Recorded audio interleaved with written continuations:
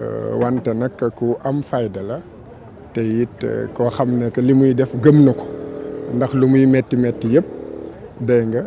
mu ngi ci xeex bi ba ñu ngi ci presque juróom-ñetti fan yoo xam ne que lekkul naanul léegi nag tontu na nag ci lépp li nga xam ne que dañ ko doon tuumaal tontu it mun na ma may ma wax ne que dafa di tontu yoo xam ne yu leer naññ la ba avocat yi ñun suñu bopp daanaka bëri lu ñu ko foon njëriñ lu dul doon wax juge bi rek ne que nii ngay doxalee du nii lii nga koy laaj du nii nga ko war a laajee ndax dafa mel ni que yow sa bopp da nga jàpp ne moo ko def alors kuy saytu di gëstu dégg nga du tuumaal donc yu mel noonu rek lañ fa nekkee wante soxlawuloon en fait avocat ndax liñ ko tuumaal yëpp xam nañ ne que pour ngalab ko la dégg nga mun ko soril ci liggéeyam ndax dafay def liggéey boo xam ne dafa am solo ci réew mi liggéey boo xam ne day jëmale kanam démocratie liggéey la boo xam ne it maanaam bu fekkee ne que amul cim réew maanaka askan wi duñu am leeral ci dara ay gumbale yoo xam ne dañ leen di wommat rek di leen yóbbu. kon yéen mën nañ jàpp ne seen xel xaw na dal ci li ngeen gisee jànnoo bi ni mu demee ndax mën nañ jàpp ne mën na génn. xam nga ne que yàgg nañu défendre ay dossier politique te dossier bi dossier politique la li ñu teg ci deram lépp xam-xam dafa nekk dañ koy dugal maanaam ci mbuusu politique kon du parce que dañoo bëgg a tuumaal rek maanaam ñi nga xam ne que ñoom ñoo yor réew mi dégg nga ci xam-xam mburu politique la article boo jël dañu nekk kii dañ koy dugal ci mbuusu politique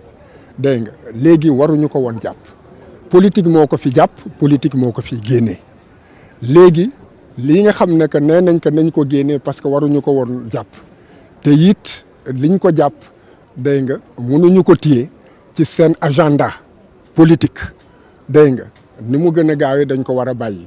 léegi nag dañoo nekk liñ ko toppee dafa di bànqaas ci wàllu xam-xam boo xam ne que daanaka juge bi ci boppam dañ koo këppatal lu procureur bi wax moom amul sañ-sañ dégg nga def leneen ci wàllum liberté munul tey jii génnee ko suñ ko ne génnee it bu procureur ne que dégg nga benn kàddu ret d'accord ma ñu génn doy na bu boobaa danaan yoon mayutuma sañ-sañ ma xool ndax la ngeen di wax dégg nga lalu na wala laluwul kon xam nga kon foofu procureur de la république ñëpp xam nañ ne que bu fekkee ne que ministre bi bind na ne ko defal li amul sañ-sañu def leneen kon moo tax ma ne que bu kenn réere mbir politique moo ko jàppalu yoon bi ñu ko jaarale politique moo ko fii génnee léegi nag ñun yaakaar nañ ne que war nañu xam ne que maanaam ki sex nañu pataas bu tàng jër te dañ ko war a yàbbi ci lu teel. jamono ji delloowaat nañ ko fële ca Sébikotane ndax yéen jàpp ngeen ne lii tax ndax mu génn lu néew lay doon. fi mu ne de diggante fii ak mu yegg ci kaso bu sori bañ ko yóbbu ngir mu sori ñëpp sori askan bi jàpp naa ne que bu leen neexoon moom ak këyit bi koy génnee ñoo fay àggandoo wante jàpp leen ne que politique la bu leen réere mbir. posé nañ ko bépp question bi nga xam ne que maanaam ñoom yaakaar nañ ne que dafa di luy war a mën a tax ñu jàpp ko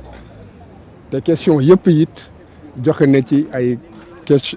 ci ay tontu yu ànd ak yar ak teggin wante yu tàng jëpp yu ànd ak dëgg ndax amul dara loo xam ne que tuumaal nañ ko te fekk mu lalu ci li nga xam ne que yoon war na mën a tax ñu topp ko. bon fi mu ne li ñuy jàpp moom moo di que kon que mbir mi laluwul ci dëgg ay tuuma la tuuma yoo xam ne que li ñu bëgg moom moo di ngalab ko ba pare it soril ko ci liggéey bi nga xam ne mu ngi koy def pour réewam mu di maanaam di saytu di leeral lépp li nga xam ne que day yóbbu réew mi ak démocratie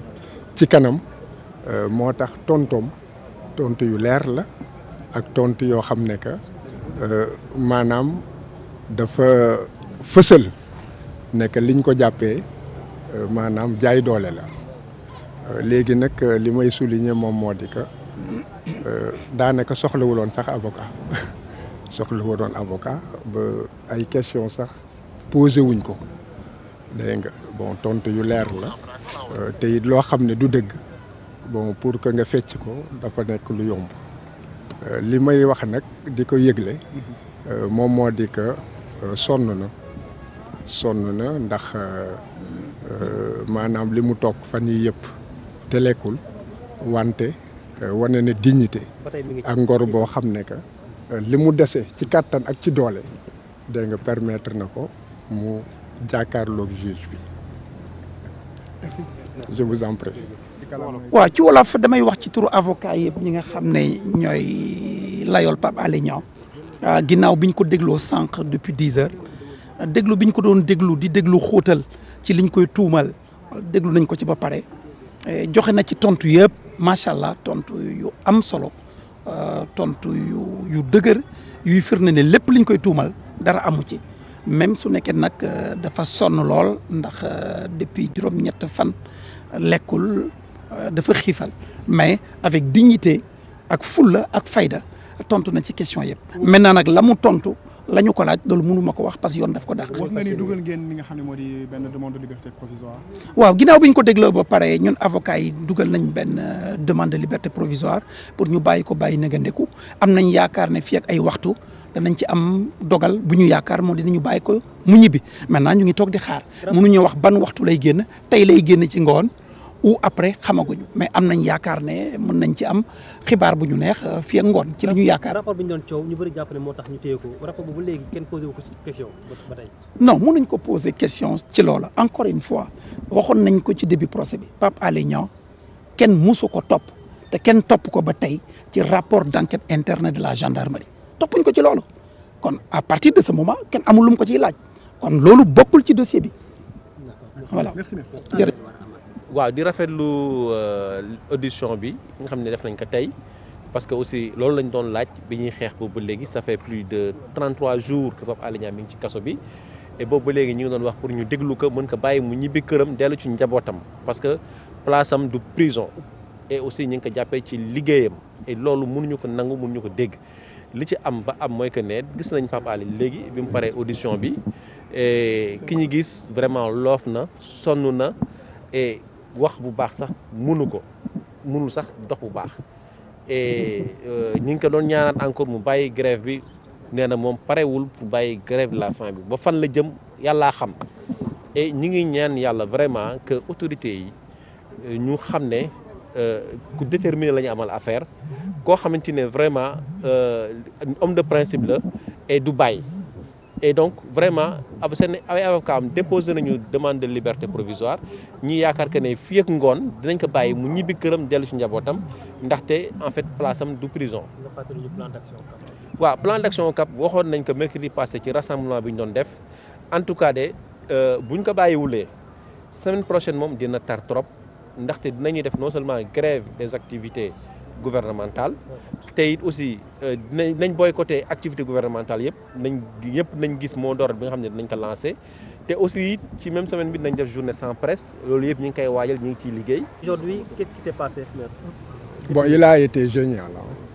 Il n'avait même pas besoin d'avocat. Bon, tout le monde sait que c'était des accusations qui tendaient à porter atteinte à la profession donc de journaliste et à museler ceux qui ont choisi d'être des journalistes d'investigation. Par voie de conséquence, il était très à l'aise, raison pour laquelle nous n'avions même pas senti le besoin de poser des questions. Ce qu'il faut souligner, c'est qu'il est très fatigué. Il a puisé donc ses dernières réserves, peut-être, bon, pour pouvoir faire face à l'interrogatoire du juge d'instruction. Il est aussi à souligner qu'il était d'autant plus à l'aise qu'à la place d'un interrogatoire, c'était pratiquement des affirmations. Puisque dans le dossier, c'était simplement un prétexte qui avait été pris pour pouvoir en fait l'écarter donc de son travail, bon, assez durablement. Qu'est-ce qui a été décidé? Bon, je pense que mon confrère Moussa Sarr vous dira en fait ce que nous sommes en train de faire, ce qui a été projeté. Bon, écoutez, au même titre que les avocats, je parle au nom du pool d'avocats. Tous les avocats étaient présents à l'audition qui a démarré à 10h et qui vient de se terminer. Ce qu'on peut dire, comme vous le savez, c'est que l'audition est couverte du secret de l'instruction. On ne pourra pas s'épancher sur les déclarations qui se sont tenues dans le bureau du juge, mais on peut dire globalement que l'audition s'est très bien passée, même si Pape Alé est très éprouvé physiquement en raison de sa grève de la faim. Mais, pardon? Il rentre chez lui? Ça, personne ne pourrait le dire. Ce qui est important à retenir, c'est qu'il s'est très bien défendu, qu'il a répondu avec pertinence à toutes les questions. Aussitôt après, le pool des avocats a déposé une demande de mise en liberté provisoire et nous attendons, peut-être d'ici les heures à venir, qu'une décision favorable allant dans le sens de sa liberté sera rendue. Nous l'espérons. Nous attendons. Et il continue toujours la grève de la faim? Il continue toujours sa grève de la faim. C'est une décision personnelle. Il a décidé de poursuivre sa grève de la faim jusqu'à sa libération pour des questions de principe. Maître, il y avait des questions de rapport sur lesquelles en tout cas beaucoup disaient qu'on ne l'a pas interrogé sur ce rapport-là. Est-ce que c'est de ça qu'il s'agit? Non, écoutez, comme je l'ai dit tout à l'heure, l'audition est couverte du secret de l'instruction, mais je rappelle encore une fois ce que je vais dire ne relève pas du secret de l'instruction parce que ça ne concerne pas le dossier. Je l'avais dit au départ et je le réitère, Pape Alé Niang n'a jamais été entendu à la police, n'est pas poursuivi pour le rapport d'enquête interne de la gendarmerie. Il n'est pas poursuivi pour cela, je le réitère. Bon, nous nous réjouissons d'abord de cette audition et espère que ça débouche sur une liberté provisoire de Pape Alé Niang, parce que l'objectif c'est ça. Et dire que aussi ça s'est très bien passé, comme les avocats l'ont dit. Nous avons juste après rencontré Pape Alé Niang, on a pu discuter avec lui et effectivement il nous a certifié que le rapport interne de la gendarmerie n'a jamais été évoqué et que là il parle même plus de documents, c'est-à-dire des trucs de la police ou bien des sapeurs, mais plutôt en fait des lives qu'il a eu à faire et qu'en tout cas lui il est mal en point, mais quand même il a tenu à répondre aux questions du juge et qu'il se porte bien et attend en tout cas la suite pour aviser. Mais Pape Alé Niang est toujours en grève de la faim et il est quand même très mal en point. Et quels sont les actes que le CAP entend poser concrètement pour sa libération? Oui, nous l'avions déjà dit lors du rassemblement. Hein. Nous sommes toujours disposés à organiser cette journée sans presse et surtout à faire un boycott des activités du gouvernement. Et ça, dès la semaine prochaine, si vraiment il n'y a pas une issue heureuse, la semaine prochaine en tout cas, il y aura boycott des activités du gouvernement. Ça, nous l'avons, je pense, dit lors du rassemblement et nous l'avons réitéré et nous sommes en tout cas déterminés à aller vers cela. Également aussi, il y a des actions non conventionnelles que nous allons mener lors de la semaine prochaine. Donc, on se dit en tout cas que s'il n'y a pas une issue heureuse à l'issue de cette audition-là, la semaine prochaine risque d'être très chaude, risque d'être en tout cas très rythmée, parce que quand même nous allons passer carrément à la vitesse supérieure. Voilà.